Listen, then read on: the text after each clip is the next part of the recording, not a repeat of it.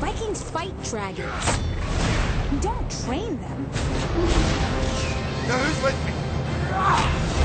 Get down! 3D films have ruled the theaters this year, and the latest entry is DreamWorks' animated fable, How to Train Your Dragon. This story of a Viking teenager who's supposed to grow up to be a dragon killer like everyone else in his clan, but he's not the burly killer type, so he ends up befriending a dragon instead, which literally turns everything in his world upside down.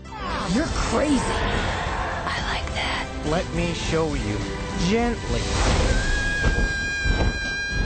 How to Train Your Dragon is a lot of fun, as you might expect from the guys who made Shrek and Kung Fu Panda, and the 3D effects are pretty cool, especially during the flying scenes. All in all, a great family treat. Guys, come look at this. Must be some kind of hot tub time machine.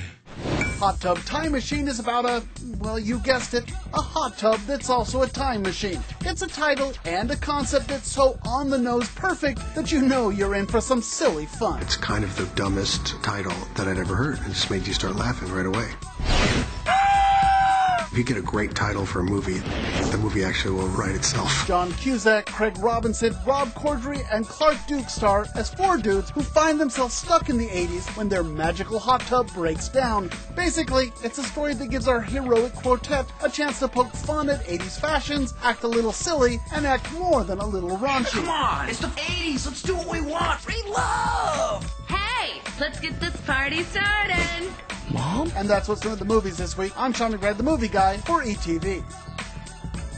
And Sean, the movie guy, now joins us. Tell me about How to Train Your Dragon in 3D. Is it worth it?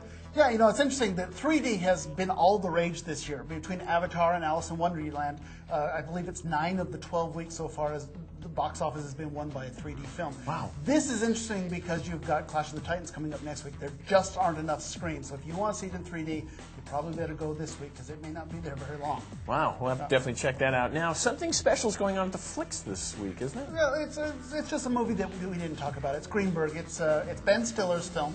A wonderful little dramedy. It's kind of interesting to see Ben Stiller not doing an all-out kiddie comedy. So if you're a fan of that, think about when Adam Sandler did Punch Drunk Love. Oh, yeah. Sort of reminds me of that. And it's a very notable film, so go check it out. It's at the Flicks this week. Very good. New DVD releases? Some interesting stuff on DVD. Obviously, The Blind Side is going to be the big one with Yeah. Sandra Bullock.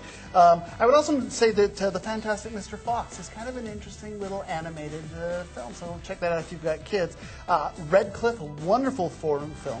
And then the After Dark Horror Fest.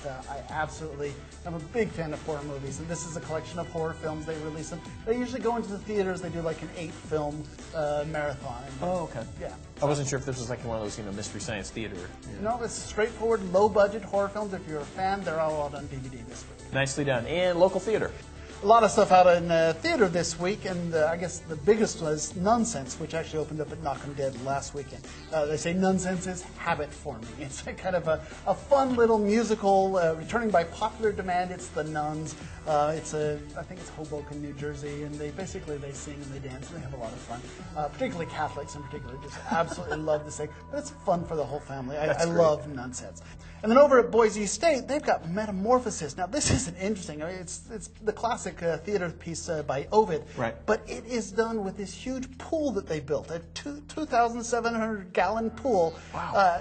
It's 650 square feet. It's going to be quite an interesting thing. This weekend, go to idahotickets.com for tickets and information, or call them at 426-1494.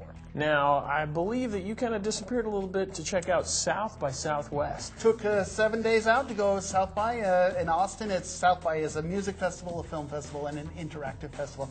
I absolutely adore South by. Right. You always go there, and it's kind of fun to see the new independent films that you're going to sort of roll into theaters, particularly documentaries. South by is really good on the documentary tip there. And plus you see things like MacGruber, because nothing says independent film like MacGruber, but surprisingly, right, a lot of fun. The Runaways, MacGruber, Kick-Ass also on there. So some good stuff. Check it out. They'll be coming up the next couple of weeks. We'll give you my reviews as the films come out. Sounds great. Thanks, John.